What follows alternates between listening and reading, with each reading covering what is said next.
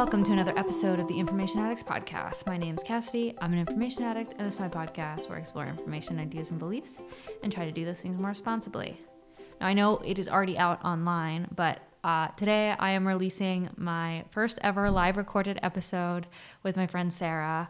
We did this during the Bridges of Meaning Festival, and I had a lot of fun talking with her. I really enjoyed sort of the topics she wanted to explore, and it's got me thinking a lot about what it means to have the people in your life affect how you live and what you believe. So I hope you enjoy it too. Welcome to another episode of the Information Addicts Podcast. My name's Cassidy. I'm an information addict, and this is my podcast where I explore information, ideas, and beliefs and try to do those things more responsibly. Today is something special because it is the first live podcast that I'm ever doing. So thank you all for being here and helping us with this little experiment.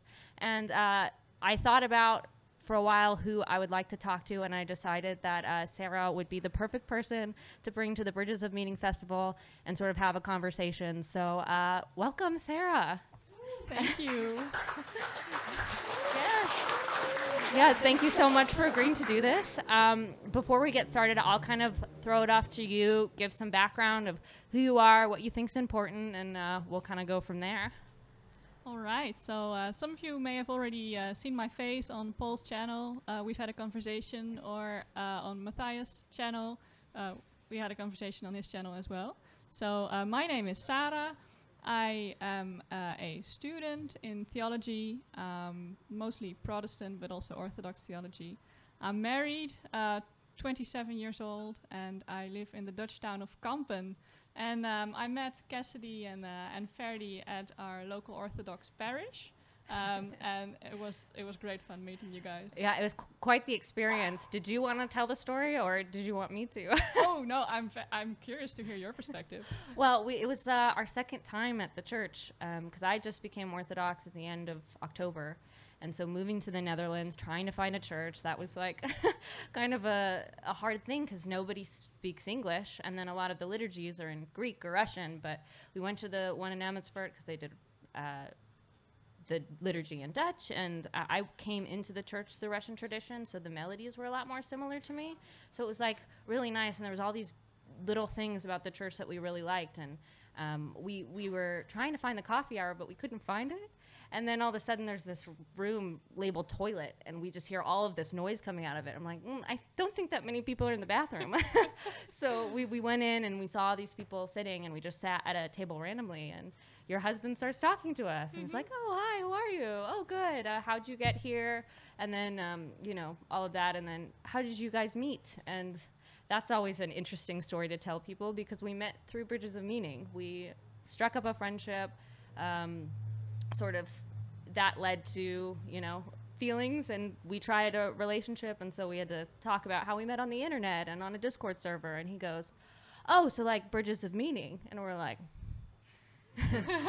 yes, exactly like that. And long story short, we found out that you had been on Paul's channel, and the funny thing was, Ferdy had seen your YouTube comments in Paul's videos. He looks at the comments much more than I do, and he's like, there's this girl from the Netherlands I think you'd be friends with. You should try to reach out to her. And that was you. Yeah, it was crazy because so we had not been going to the church in Amersfoort that long. I think only a couple of weeks before we met you guys. And so you introduced yourself and you said, hi, my name is Cassidy, and something along that line. Yeah. And I thought, how many girls in America are named Cassidy? Couldn't be that Cassidy, can it? And I didn't say anything because I thought, well, of course not. And you have to explain what Bridges of Meaning is to a stranger, so I didn't really want to do that. But then it turned out that it was you. It was crazy. Yeah, and then we just sat and closed out coffee hour just talking, but it was lovely to meet you. And yeah, it's nice to find people who understand this little corner of the internet we find ourselves in, because it is a weird thing to explain. And but yeah, so it's been great, and so I definitely wanted to bring you on because I think you're a perfect person to kind of be here and have a conversation with. Thank you. So for those of you who don't see my podcast, I do a lot of just live conversations, and a lot of times I let my guest pick the topic, and we just go with that. So Sarah wanted to talk about her grandfather today. So I'm going to throw it off to her, and then we'll just see where this goes. All right. So I was when Cassidy proposed to do the podcast, I started thinking, what should we talk about? And I went through some theological topics that I wrote essays about or have thought about, and nothing really struck me as, yes, that's the thing to talk about. And then this weekend I thought I want to share something a bit more personal, because in yesterday in the talks, one of the topics that stood out was embodiment, and how important it is not only to think through the faith, but also to embody Christ. And that's when I had to think of my grandfather. So I want to share a bit of his story. My grandfather was born in 1937, and he was one of twins. So his mother, my great grandmother, Great grandmother. Great grandmother. Yeah. Yeah. So I've actually known her. She died when she was 99. So oh, wow. Tough woman. Yeah. But the thing is, she was also tough on my grandpa. So he didn't really have a great childhood. So in that time there were no echoes or ultrasounds, I should say the English word. In Dutch it's an echo. I don't know why they call it that, but anyway. So she didn't know she was having twins, and her so the first child came out, which was not my grandpa, and she was very happy. But then the next one came, and she was like, "What?" Yeah, that's a shock. It's like, hey, Yeah. I signed up for one, not two. Exactly. But the thing is, she kind of rubbed that in to my grandpa. So that was pretty sad. So his brother, I think he was a decent guy. I didn't really get to know him because he died young, unfortunately. But my grandfather, he's still alive, thankfully. He's very intelligent, but he wasn't allowed to go to higher education because there was only money for his brother, and he was the favorite one. So he always got the best things, and my grandfather just went to work, and that's what he did. And he's always worked. Working man, did odd jobs, and one of the things I remember about my grandfather is how he always used to repair bikes because he worked at a bike shop for That's a while. very Dutch. Yeah, definitely, yeah. Yeah. So he mostly did odd jobs, or was there a specific trade that he No. just odd jobs? Okay. Yeah, he was very handy with his hands, and also had some good technical insight. So he didn't really have any education specifically, but I think he worked at a farm. Also did some repairs, like a mechanic on farm equipment. So those kinds of things. And he married my grandmother. I don't know exactly when, but they were still young. And I think they had more or less of a happy marriage. My grandmother, she's also a tough woman, but they love each other. Clearly, they bicker a lot, but they love each other. So one of the fondest memories I have is of their home. So they lived in a small town, and my parents, they lived on one side of the street, and my grandparents on the other side of the street. So I could walk barefoot to my grandparents' house, and I used to do that a lot when I was still very young. Was it a small village or a city? Oh, okay. Very small village. Yes, I actually detest the place, but that's a fond memory of that place. And so my earliest years of my childhood, I think was 50-50 with my grandparents and my own parents, and then they had a divorce, my parents, so we moved away, and that was very difficult for me because I then learned how important they were for me, but I couldn't be there anymore. I didn't really have that safe place. Yeah. Because I was of course too young to realize, but I later, when I was thinking about these things, found out that when I was at home, my parents, they fought a lot. And so I was at my grandparents because I liked it there, but also just because it wasn't fun at home. Yeah. And did you recognize that when you were a kid, or is that something looking back you kind of realized, oh, maybe that was sort of my escape? it's definitely looking back on it that I can put words to it. Yeah. Because as a child, it just felt not good. Right. I felt sad about it. And then, let me think where I want to go further from here. So what it was like is my grandparents, my mom, she remarried. And that was also a bit of a difficult marriage. They're still together, and they're good people, so I don't want to say anything bad marriages about them, are hard, you know? It's hard, especially if you're just divorced. And then they got twins themselves, so that was also, it was busy. Were they prepared for twins? Did they know? They did know beforehand, and they were very excited about it, and everyone just loved my sisters, and including me. I love my sisters, so that was really a blessing.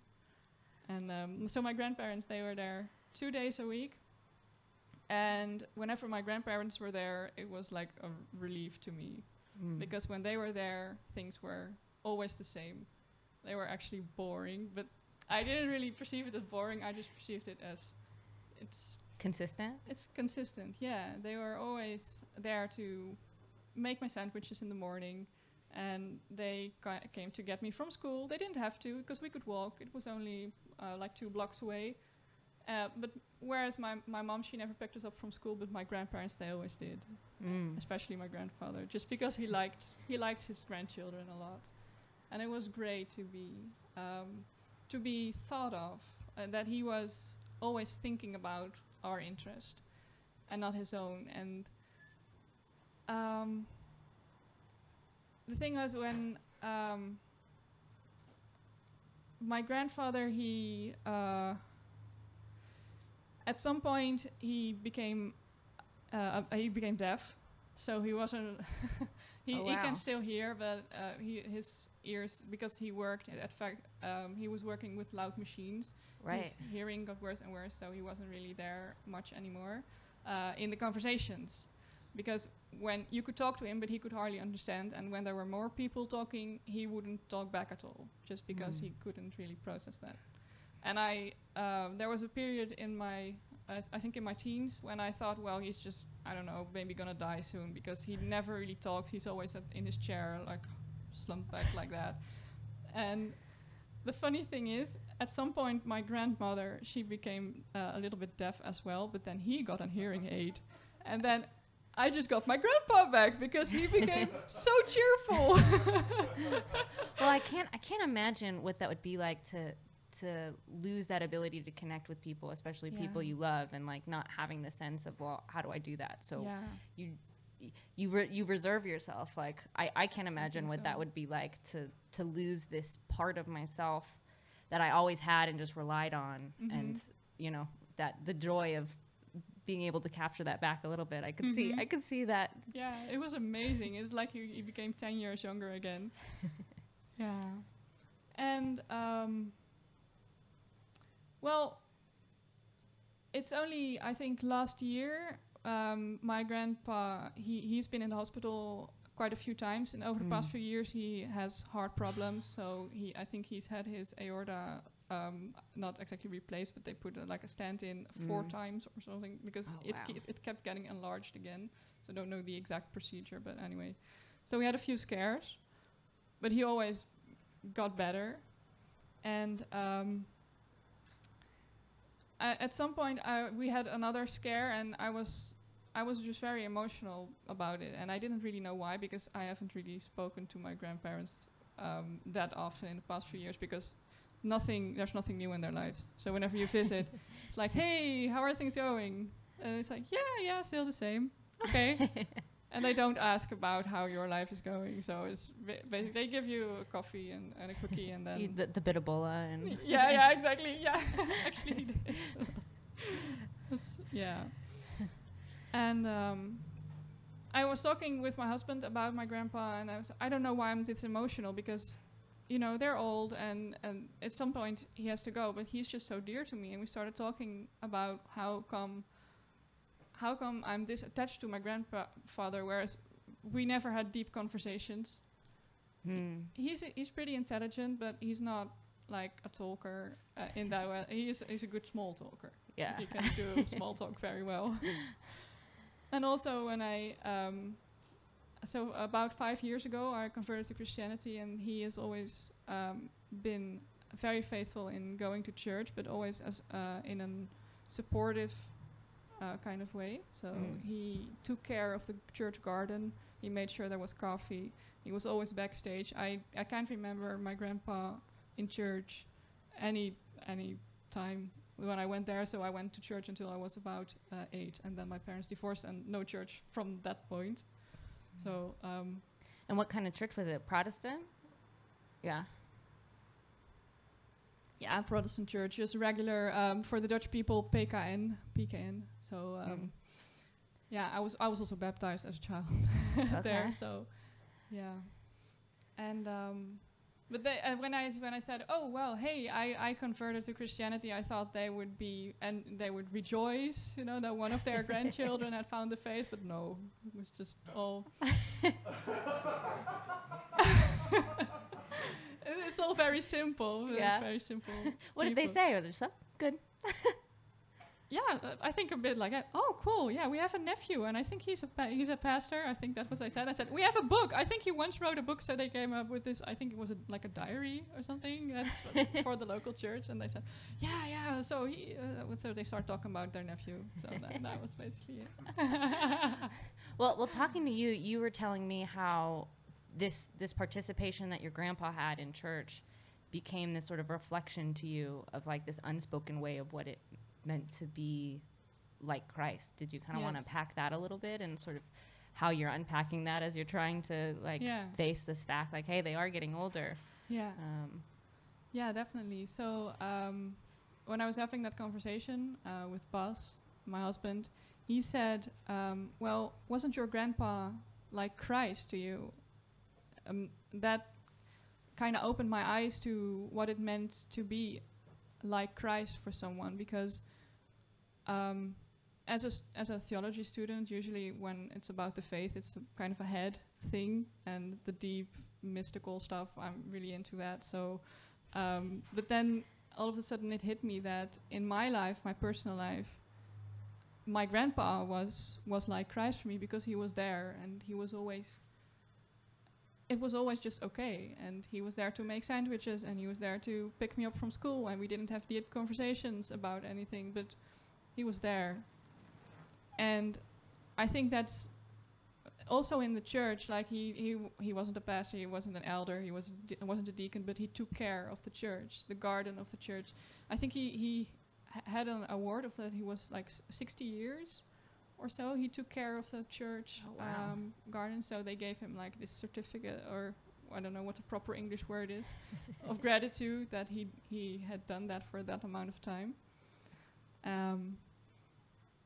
And it made me think that it actually kind of humbled me, because I always think that with the interesting things I might have to say, I could make a change in someone's life, but actually the biggest change in my life that was made was just by being present and being there and being taken care of. Right. So as a theology student, I'm sure you always are in these sort of deep conversations of the different traditions and what you're understanding. And from what I know of your story, you started on this Protestant trajectory and found the church fathers and have now sort of moving to Orthodoxy. But how does that sort of, how in that mind do you see that clash between what it is to study theology and study religion and like the ideas and propositions of that versus this like presence of someone just being there and being consistent? Yeah. Well, it's difficult, and I think the biggest issue for me is that when I have to think about theology as a student in theology, or actually as a Christian as well, because I don't think those two can be separated. There's this thing about salvation and how people like go into heaven and what you have to do to be saved. And I can't honestly say that my grandparents understand what that means. Right. Because when I said, I converted, they didn't even really know what I was talking about, but they did go to church. They still go to church. No, not anymore, because my grandma, she actually was diagnosed last weekend, with severe dementia, so she has had to move out, unfortunately. So that's been hard on my grandpa. And he's also been hospitalized because he fell on his head, so he's had to undergo surgery. So they are going through a very challenging time, and I think that's also why it's come to me now. But going back to theology, when I think of them, I can't say like they understood what it meant to be saved, and they. So from a Protestant perspective, I don't know. I can't really rhyme that with the idea of that. You need to commit to the faith and understand the faith in order to be saved. Because if that's true, then I don't know what the implications are for them. And then from an Orthodox perspective, what I struggle with is that they claim that they are the church and the only church, and they are not part of it. And I don't think they would be if I would say, oh, this is really important, you have to become Orthodox. I don't think they would understand it. Yeah, but it's Orthodoxy is this weird thing, and I'm new to Orthodoxy, so I speak very cautiously about it. But from what I've known from Orthodoxy, it's this weird thing where it does think it is the one true church, yet there's also this like incredible trust in the sovereignty of God, in the belief that we are all in the process of being saved. So no matter where you are, there is this like path working that through Jesus, he's aiming us towards life and escaping death, like in the fullest sense. So like when I was telling you earlier, but when I first went to my catechumen class and went to my deacon, and he's like, okay, this is not a hard sell. If you want to be Orthodox, we're here to help you. We're here to give you information, answer questions. But if you feel like you need to go somewhere else to ask questions, like, please do that. Like, we think God works everywhere. And there's more of this perception of like, we can't say where God isn't, but, we can look and trust where we believe God is and try to hold to those things. So it's kind of that complication too, because I mean, my parents are still evangelical Protestant, and they don't quite know how to feel about me being Orthodox. There's very earnest people who just want the best for their kids, and when it comes to faith, like Protestants, they think they've got the truth, and so there's that having that conversation of like, how do we come to that? And like a lot of it, a lot of what happens with my family is very intellectual. My dad is very cerebral. He's very much a thinker, but he's also this other side where what you talk about with your grandfather. My dad was like that. He was always like we grew up in an evangelical church, but we weren't much like always going out and like sharing the gospel in words. He always said,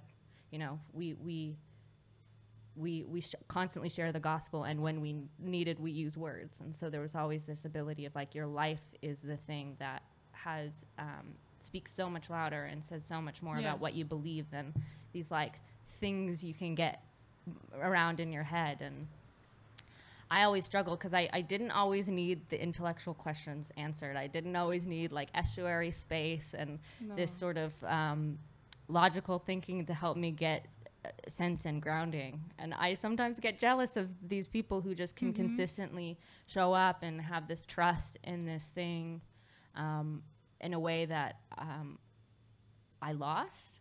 Yeah.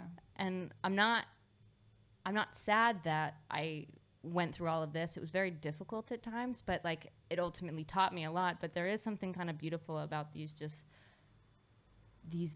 people who just have this quiet trust in the things they do and just show up every day without having to have the, like every like line crossed and I dotted. Yeah. Yeah. I know what you mean.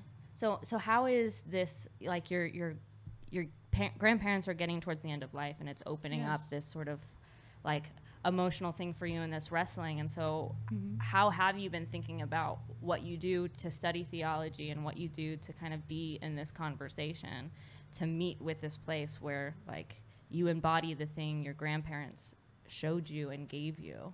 Like, is there a wrestling that's happening there?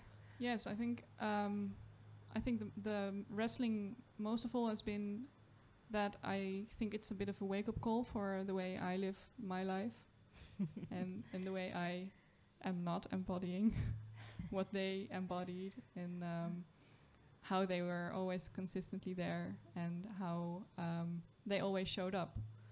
So I think it's not so much in my studies that it's showing up, that I'm having a struggle, but more for me personally. Because the studies probably come naturally to you. You have this interest in it, like you've got a joy in trying to uncover these things. Yeah, usually, yeah. And that's where it's hard. It's like, how do you then take that and put the skin in the game? And I'm sure it's got to be hard for you too. Like, I grew up in a faith tradition my whole life. I went to church every Sunday, like all the way up through college. Like, there was just this constant participation that was sort of ingrained in me. And it was certainly from a different tradition than I'm at now. But there was some easier step of going from Protestantism to Orthodoxy, where it's like, okay, there's a lot to learn. There's a lot of things I have to get my mind around and reshape, but it was easier to keep moving towards that pattern. But you went from pretty much no church, right, to then taking on Orthodoxy. That's a that's a whole different ballgame. Yeah, it is. And I think especially now, I think I'm just going to take my time. Yeah. Because I was only I had only discovered the Bible and Christ a year before I went to study theology. So everyone said, maybe you're going a bit quick. And I was like, no, I really enjoy doing theology. I'm just going to go and study theology. And now looking back on it, I think I don't regret my decision, but I think, okay, it's time for me to start contemplating. Yeah. Yeah. Well, it's like a weird world. We have all of this information thrown at us, and like constantly this like importance of like, we got to know what's true. We've got to get the story straight. And so there, you feel this like urgency, especially in spiritual paths, of like, well, I just got to do something. And you throw yourself into something. And particularly myself, I'm very much a plate spinner. I throw myself in head first without thinking about things far too often. Me too. It's, it's my blessing and my curse. But there's something about like the wisdom and the recognition of like this whole idea of what does it mean to know God? What does it mean to be honest with yourself and what you believe in spirituality? It's a lifelong thing. Yes. Like if we're constantly just throwing ourselves in and not taking the time to recognize the seriousness of it, the patience that we need for it, you're just going to burn yourself out. That can't be sustainable. It can't last a whole lifetime, like the way you talk about your grandparents, Yeah. Yeah, and also I think the intellectual part, it's important. I enjoy looking into it. It's also difficult sometimes, and it's a struggle. And especially if there are real intellectual questions that you have and you want answered, then that is something that needs to be sorted out. I'm not anti-intellectual with regards to the faith. But at some point, at least, I've read enough theology to know that things are very complicated. Yeah. And answers are very seldom very simple. Right. And at some point I think, okay, this is just this goes way above my head. And I need to come back down again and just accept that some things are also a mystery. And maybe what you said earlier about the church, the Orthodox Church, it does claim that it's the church, but then, like you say, it also has this more nuanced view of God being able to save people the way He sees fit, and working in strange places and in. Well, I mean, you read the Bible. That tracks. Exactly. Yeah. He's got some weird ways of operating. Yeah. Yeah, and then it's a matter of not trying to intellectually, I think, always try to find one answer and settle on that answer, but also accept that on faith that God will do as He sees fit. Yeah. Well, I kind of want to pivot it to estuary because you're writing a thesis on estuary, right? I am. How do you see this fit in sort of the landscape of coming to better understanding of questions? I mean, I certainly have my opinions on it, but I'd love to hear your thoughts and sort of where you have seen it be a positive and maybe even where you see it sort of being a negative, and how, as people who are committed to estuary by you know being here and participating in it, how you think we should move forward in some of these things. Yeah. So what you're interested in is like I'm just trying to repeat the question back. Is Please do. Just to check if I understood you right. Is what I think about estuary as a place where these intellectual questions are explored. Yeah. What's the positive and what's the negative side? Yeah, and I think and I think kind of where do you see this in that place where this tension between you know, proposition and participation? Yes. Well, I think it's very good that people are showing up for an estuary.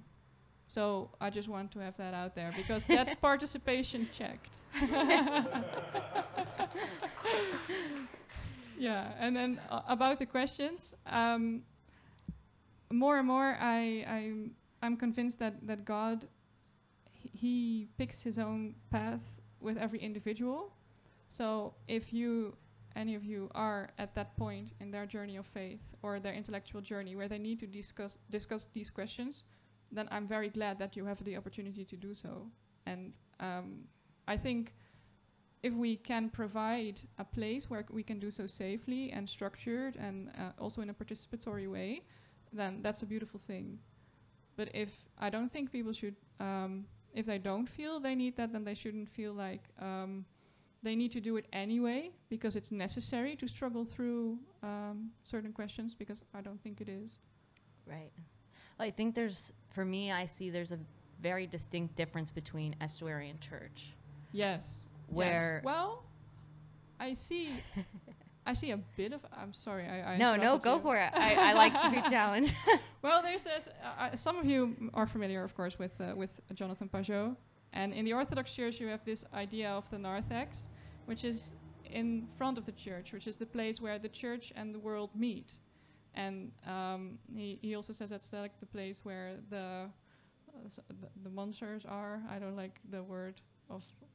Like monsters, I think is a bit negative, but what he means is if you don't really fit in yet, then that's the place where you can be, and you can be in an in-between place. And that's part of the church. Every church has one and needs one, otherwise it's not a church. And this used to be there in Catholic church buildings. I'm not sure if it still is, but I suppose in some places it is. And so in a way, I think estuary is a part of the church, and it's just simply a 21st century instantiation of a narthex, where people can be and discover where they stand exactly. Right. Yeah. Well, and I think for me, it's this weird place where I have a hard time understanding what the estuary movement as a whole is. Is it adjacent to the church or isn't it? And what is that? What is the it's like it's this weird thing where it's both, and there's this like Venn diagram of different things, and it's so new that I think we're still trying to figure out what the shape of it is and what's the healthiest participation with it. But I think for me, in the sense of estuary isn't for everyone, and it certainly isn't for everyone at all times. Like I think there's often places where it's been a healthy thing for me to participate in and get through these questions and talk with people who have similar ideas and interests in wrestling with these things. But there's also been times where I think it's been more hurtful for me to just be like constantly surrounded by these questions and these turnings. And it's hard when it's on the internet,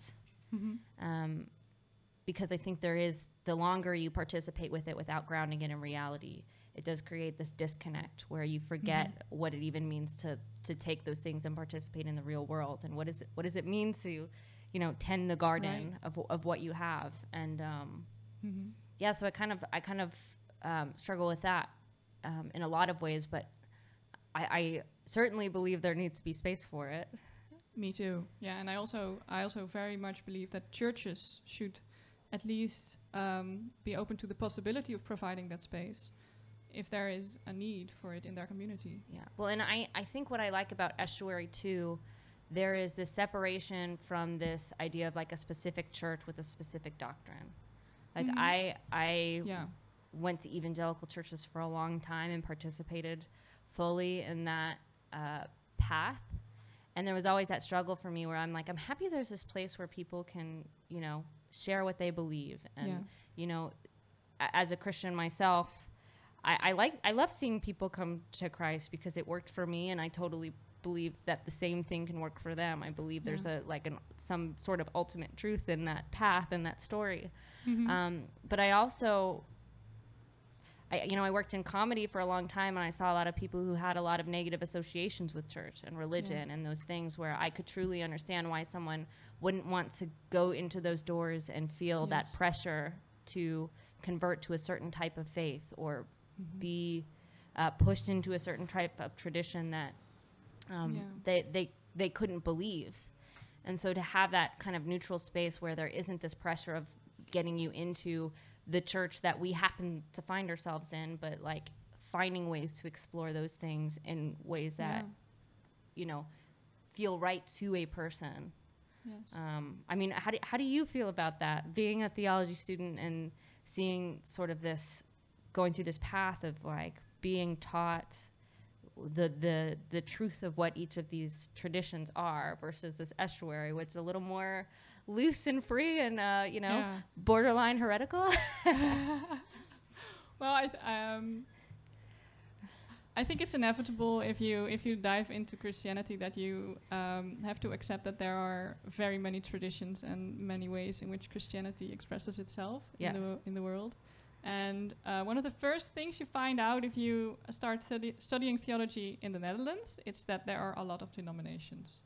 And that gets really tiresome very soon. So the whole struggle on who is right, I very early on learned to distance myself from that, as that not being the center of the faith. But then there's also the very personal thing of why people walk away from the faith, because that usually doesn't have to do with the denominational thing. I mean, it could, but for example, the reason why I never went to church after my parents were divorced was because they were divorced, and they were shunned by the church community, including my grandparents, to the extent that they knew, at least when my mom said she was divorcing my dad, my grandparents said, "You're not doing that to us, are you?" Because that would mean that in their church community they would be kind of looked on badly because their child was not, in their marriage anymore. And I understand that if that is something that happens to you when you're in church, that you would want to deconstruct. Well, yeah, it's hard, especially if you feel like this community that you were a part of embodied now has put you on the outside. Well, where do you go? Yes, and it's also been because that was the picture of the church that I eventually inherited from my parents, was the church is a place full of bigots. And they, as soon as you make a mistake, then they will exclude you, and they are hypocritical. And I just didn't really have a positive image of the faith. But then the reason why I eventually did convert to Christianity was because I read the Bible, and I read a passage in Matthew, the Sermon on the Mount, and it says, "Do not worry about tomorrow, because God will take care." It says something, I can't reproduce it, unfortunately. And what touched me in that is that God cares, and He cares about me personally. And that's totally different from all the churchy things. It's about being in relationship with God, and that's something that I think in an estuary is something that can be explored, the ways in which you can relate to the higher, to the higher things, and ultimately, at least in my perception, to God. Right. Well, I think you just hit on something I think that's super important as estuary, is that relational aspect. Yeah. Because it's not really just about ideas. No. Although we talk about that quite often, and we trade, theologies and perceptions, and this like attempt to kind of understand what's true about things. But I think estuary has always been aimed at being people first, of like we understand their stories and where they're coming from, and we help that inform us of sort of what shapes them and why they believe what they believe. And I think it just makes it easier to be more charitable in a conversation because, you know, I think there is something true of like, as people, we embody what we believe, and we tell stories about what it is that shapes us and like our view of God, if we have one or whatever. And so there's something kind of very powerful in that. And I mean, that's something too. It's like I don't think it can just be ideas or. No, well, it can start out as ideas, I think. But I think what I would hope is that the ideas eventually lead to something. Right. Yeah, because if you think about it, ideas are they're just in your mind, but they have a purpose, and the purpose is to teach you something or to let you experience something. Like a thought experiment is not real, but a thought experiment can teach you something about a situation that might occur. So I would say that these conversations, they are not without effect in the long term, because you do hopefully it leads to something, to some kind of personal development, and it helps people along their journey. Well, and something kind of cool about the way that Paul has done some of these things, or other people in the community, we have these conversations on a one-on-one level, yet we're letting the world in on them. And now all of a sudden, my conversation with Paul has affected you, which connects us. And then, you know, whatever, this conversation is being heard by these people, and there's going to be something that connects and moves. And so there's this weird pattern of like this connection that we have in people, and our willingness to connect and trade ideas. It grows, and it continues to move and change. Like it's such a weird, exciting phenomenon. Yeah, I mean, that's I think what I find most exciting about it is just hearing other people's stories and where they are at that moment, and where they are wanting to go. And it is exciting, and it's also exciting to me because I think this is the way God is working right now in these people.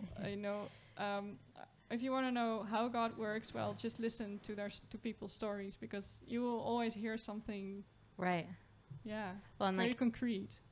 From the Orthodox faith, there's a lot about transformation, of becoming a new human, understanding what it means to be truly human, and sort of growing closer in that. And so, I think most healthy traditions, there's some form of transformation. Yes. It used to be there in the Protestant tradition as well, but I think something happened in the past 50 or 60 years, and it kept becoming a smaller and smaller and smaller part of the Protestant faith. And I'm not exactly clear on what that thing was.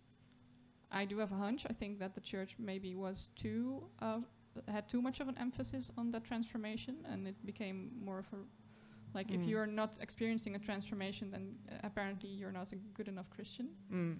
But the transformational aspect should be important. Yeah. Well, is there any sort of last thoughts or other sort of things you want to bring up before we kind of wrap up? I think that before we wrap up, I would like to. I think Paul also said it this morning, but it's so great of all of you to actually be here, and that we are doing this estuary thing here. Just showing up, I think, is very important, and I would encourage that to keep showing up in whatever capacity you can, whether it's at your local football club or at work or wherever, because my grandpa, he didn't show up. He also showed up at church, but it was in the home environment that he was embodying Christ for me. And I think that each of you can have, or do have, a place in which you can have that same capacity. And I'd encourage you to think about that and to keep showing up. Yeah, well, it's so interesting when there's been a lot of loss of belief, like in a religious frame, which like some way becomes understandable, because I think, especially people in my generation, we were given a lot of a what to believe, but not much of a why. And so when you're cut off from this understanding of the why of what we do, it all becomes sort of meaningless. And so Yeah. it's hard to hold on or feel like you can hold on to it. But then there's this loss of sense of like, well, where do I even go to get community? How do I get involved in something? Yeah. I think what you said, like, even if it's just at your local football club or whatever, there's something about Definitely. finding a way of putting yourself in the world, being vulnerable, having a community that just opens the doors to like the path of something greater. Because I don't think as people we're meant to be isolated. Like we can certainly try to operate that self in a while, but like Paul had said in his talk earlier, like we are just relational beings. We seek that in many different ways. And yeah, I think it's just these little steps that I think matter the most. Yeah, I agree. Yeah. Great. Well, any questions for me? Yeah, I'm curious. Have you ever had like a space where you think, well, for example, I'll give an example from my life. I used to work in a store, and in the like the cafeteria of that store, I had the best conversations after work time with a beer, and they were also sometimes very deep conversations. Have you had such an experience in your life? In real life? Oh, yeah. So before I found Estuary, I was working in entertainment. So, you know, you've got a lot of interesting characters, people very different from myself, often not religious. But I had some of the most interesting conversations just being able to sit down in a bar with those people after spending time in a comedy club listening to stand-up comedy and just trading stories and talking about philosophy and just finding what people feel interested in. And it started with me with deconstruction. Well, and probably started before that. I moved to the Bay Area to get my degree in cinema. And that was when I first stopped going to church every Sunday. I didn't stop being a Christian, but it was like, I've lived in this conservative town my whole life, and now I'm in this very liberal place. And like it came this opportunity of what does it really mean to be a Christian outside of a wall, like a walled building. And so I just started being open to having conversations, and I wouldn't even chase it down, but there was something about just that that place of openness where all of a sudden people started wanting to talk to me. And so I heard all of these stories and these perspectives and these views of what it was to see faith from outside of the walls, right? And see faith in the way they could understand it. And for a lot of it, it didn't change my mind, but it opened me up to even seeing my own belief deeper or finding a better way to like explore it and understand it. And it wasn't until several years into that journey of like being open to having these deep conversations that like it got more unhealthy, where it was like trying to hold on to a foundation or like frantically trying to find something to stand on. But even then there was still like value and good in those things. But I think why I like Estuary so much is because a lot of the deepest spiritual forming conversations I've ever had have been with people outside of the church, outside of my tradition, who think very, very differently than I do. And Estuary gives this space where I see that happening in the most charitable and generous way possible, because it really is people like seeing each other as people first, and there's not so much pressure of like conversion. But yeah, I mean, it's crazy these places where, as an evangelical, like you should try to avoid, you know, midnight at a bar, surrounded by entertainers, you know. That's sort of like this picture of like, what? But I also, after reading the Bible and understanding who Jesus was, it seemed more like what he would do than anything I was taught in church, and so I kept doing it, and I still keep doing it. But yeah, I don't know if that totally answers your question. I think it's a great example of finding an estuary outside of estuary. Well, and I think I like that. That's why I say I think there's estuary happening when we don't even label it, because to me, I look at it now and think, oh, this was in the spirit of estuary, even if it wasn't an official estuary in a meeting with the protocol, but it fueled my life. And then seeing Paul do that and giving me allowance to do that more freely. And because that was always sort of a struggle too of like, why can't we have conversations that are just like talking about other denominations without, you know, making the point conversion? And it was like, well, we don't want to muddy the truth. And it's like, well, yeah, but if it's the truth, like, it can deal with a little mud, it can deal with a little dirt, and you know, like sometimes things get messy when you're trying to move things forward. And I think I took it with caution and understood that perspective, but I liked seeing what Paul was doing. And there's just been so many little conversations. It's hard to pick just one, but I do think those little moments, when you least expect those conversations to happen, have been my favorite. Cool. Well, thank you. Yes, of course. Well, we should probably wrap it up because we have a schedule to keep. But this was so lovely. Thank you for talking to me, and I'm sure we'll talk more. Definitely. Thank you for having me. Thank you so much for watching. As always, I will close with serenity prayer. God grant me the serenity to accept the things I cannot change, the courage to change the things I can, and the wisdom to know the difference.